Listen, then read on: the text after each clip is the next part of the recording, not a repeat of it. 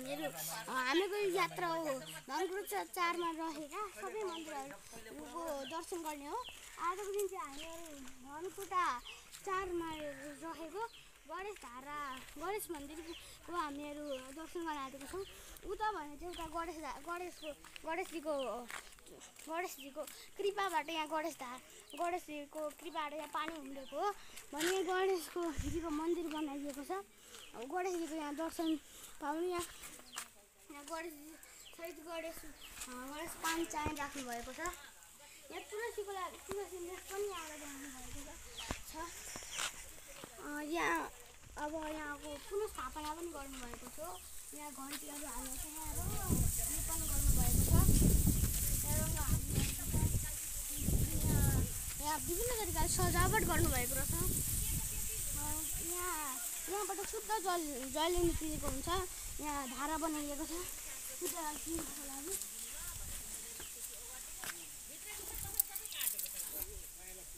पिउनु हरिहरि यहाँ शुद्ध जल बनाइएको छ।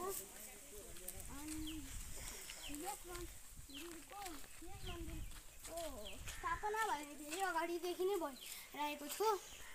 यहाँ फेरि पुनर्स्थापना गर्नुभएको छ। यहाँको आउनु होला। अब हामीहरू यहाँ परिक्रमा गर्न थाल्यौँ।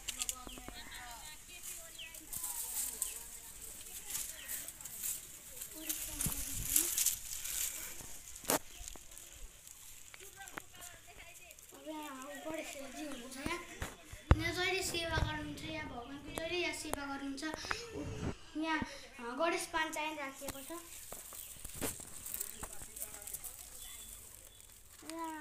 त्यहाँबाट बस्नको लागि पार्टी पगुवा पनि बनाउनु भएको छ। अब यस ढोकाले बन्द गरिदिन आँटेको स्वर्गीय ससुरा परशुराम गौतम, सासू कौशिला गौतम, पति गोकुल प्रसाद गौतम र स्वर्गीय छोरा प्रवीण गौतम सम्झनामा मिति 2080 साल माघ 1 गते श्री लक्ष्मी गौतम धनकुटा 4 यहाँ बनाउनु भएको छ। अब यहाँ विश्राम गर्न पाइने छ। यहाँ मार्बलहरू राखेर एउटा राम्रो यहाँ तुलसीको मोठ पनि बनाइएको रहेछ। यहाँ पनि जहिले जल अर्पण गर्नुहुन्छ, जहाँ पनि जहिले पूजा गर्नुभएको छ। अब यहाँ यताउतातिर धेरै घर पनि बनाइएको छ। यहाँ घर बस्तीहरू पनि छ। यहाँ फुलबारी बनाइएको छ। यहाँ भगवानहरूको प्रतिग्रह बनाइएको छ।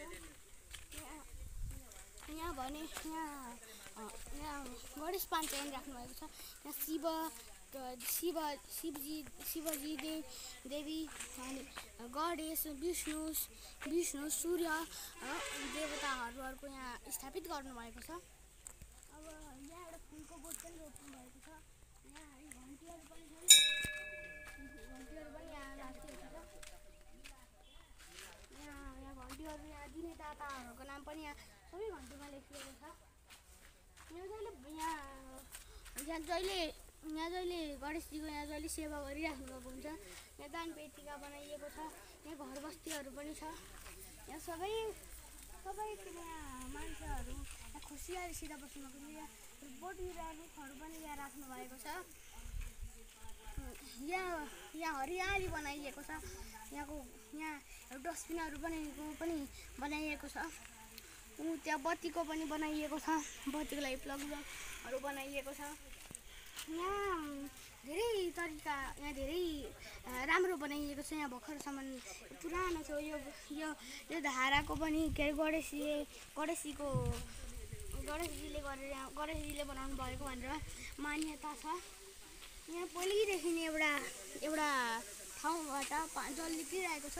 त्यो निक्लिने ठाउँमा चाहिँ ठ्याक्कै गणेशजीको जस्तै मुखको आकृति भएको थियो त्यस्तो भनेर। अनि त्यहाँबाट त्यो जललाई लिएर आएर यहाँ धारामा बनाइएको छ। त्यसकारण यहाँ गणेशजीको चमत्कार भनेर यहाँ गणेशजीको एउटा यहाँ मन्दिर पनि बनाइएको छ। यस मन्दिर धेरै पुरानो छ, तर यहाँ पुनर्स्थापना पनि फेरि गरिएको छ। यहाँ रङ्गोली लेपन पनि गरिएको छ। यहाँ भगवानहरूको प्रतिविग्रह पनि राखिएको छ। यहाँतिर घरबारीहरू छन्। अब अब यहाँ धेरै तरिकाले यहाँ भगवान्को सेवा गर्नुहुन्छ। यहाँ अब जहिले जहिले यहाँ पूजा गरिराख्नु भएको हुन्छ, सबैजनाले गर्नुहुन्छ। यहाँ सबैजना आएर यहाँ पूजा गर्नुभएको हुन्छ। यहाँ यस मन्दिरको बारे अब धेरै विभिन्न कुराहरू छन्। अब यस मन्दिरमा जहिले जहिले बिहानै गरेर यहाँ पूजा गर्नुहुन्छ। बिहानको साँझबत्ती पनि बाल्नुहुन्छ। यहाँ जहिले यहाँ सेवा गर्नुभएको हुन्छ। गणेशजीको सबैजना मिलेर आफ्नो आफ्नो सहयोग गरिराख्नु भएको हुन्छ।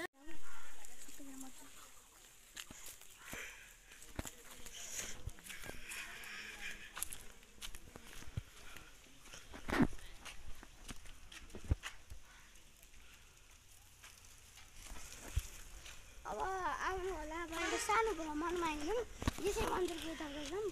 अब यस धाराको निर्माण भने 2079 सालमा भएको थियो। वडा कार्यालयद्वारा आमा समूहद्वारा 10,000 प्राप्त भएको थियो। अन्यहरूबाट 5,000 प्राप्त भयो। अब यहाँ पटविग्रह टाँसिएको छ। गणेशजीको शिव पार्वती र गणेशजीको उता बनाइएको छ। यतातिर सबैजना यहाँ खुसी हुनुहुन्छ। उतातिर पनि मान्छेहरू यहाँ बसिराख्नु भएको हुन्छ। सबैजना यहाँ बसिराख्नु भएको छ। यहाँ पहिले यहाँबाट ठुलो यज्ञको आयोजना गर्नुभएको थियो। अब त्यस यज्ञ सकिसकेपछि अब यस मन्दिरको पुनः स्थापना गरिएको छ। यो मन्दिर गङ्गाचार्य देवरेवासी गणेश नामक ठाउँमा छ। अब यहाँ धेरै सुन्दर ठाउँ हो। यो एकदम सुन्दर ठाउँ छ। यस ठाउँ साह्रै शान्त छ। यो ठाउँमा सबैजना खुसी भएर आफ्नो आफ्नो सहयोग दिनुहुन्छ।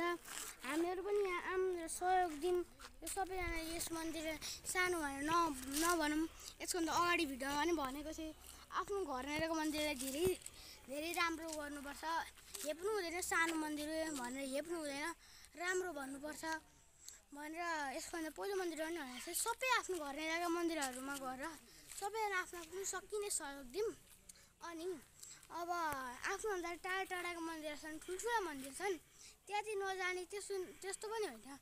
सबै जग्गालाई उत्रै मान्ने, सानो मन्दिरलाई पनि ठुलो मान्ने, ठुलो मन्दिरलाई पनि ठुलै मान्ने, त्यस्तो गर्ने हो। सबै मन्दिरहरू सबै भगवान्हरू उत्रै हुनुहुन्छ। अनि यस मन्दिरको अहिले हामीहरूले अब यहाँ भिडियो देखाइयो। यसभन्दा पहिलो पालि श्री लक्ष्मीनारायण मन्दिर देखाइएको छ। यो भाग 2 हो यस मन्दिरको। अब यस भाग 2ले अब हामीहरूसम्म अब सकिने बेला हुन आँटिसक्यो। अब यहाँ हामीहरूको सबै हस्ती-खस्तीहरू साह्रै राम्रो छ।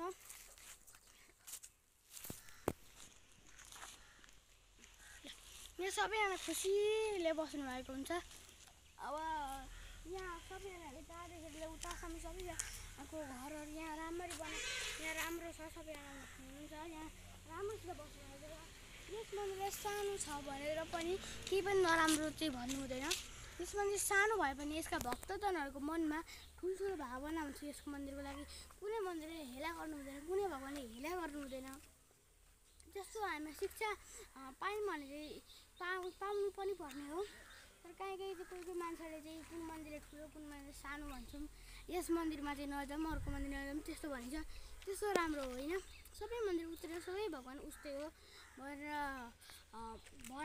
भनेर सबैको भनाइ हुनुपर्छ। अब यस मन्दिरमा एउटा फुल पनि रोप्नु भएको रहेछ। यहाँ घन्टीहरू पनि राखिएको रहेछ। यहाँ सजावटको सामानहरू पनि रहेछ। यहाँ पूजा गर्नुभएको छ त्यो पनि छ। यो गणेश धारा हो। यहाँ एउटा पार्टी पौवा बनाउनु भएको छ। यहाँ अब सबै चराचुरुङ्गीहरू पनि छन्। अब यहाँ सबैतिर एउटा राम्रो वातावरण बनिएको छ। अब यहाँको बनाइएको चाहिँ धेरै यस मन्दिरको स्थापित भएको धेरै भइरहेछ।